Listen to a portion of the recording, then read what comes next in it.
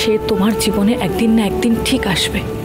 Hello guys, কেমন আছেন সবাই? তো আজকে আমরা শুভ বিবাহ সিরিয়ালের নতুন একটি আপডেট নিয়ে চলে আসছি।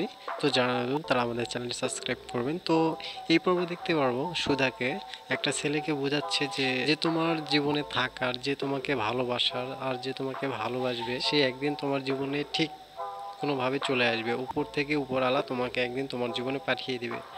আর যে তোমার জীবনে থাকার যোগ্য নয়, যে তোমার ভালোবাসা পাওয়ার যোগ্য নয়, সে তোমাকে কখনোই ভালোবাসবে না। প্লাস তোমার জীবন থেকে আল্লাহ তাআলা তাকে তাকে কোনো না কোনোভাবেই সরিয়ে দিবে।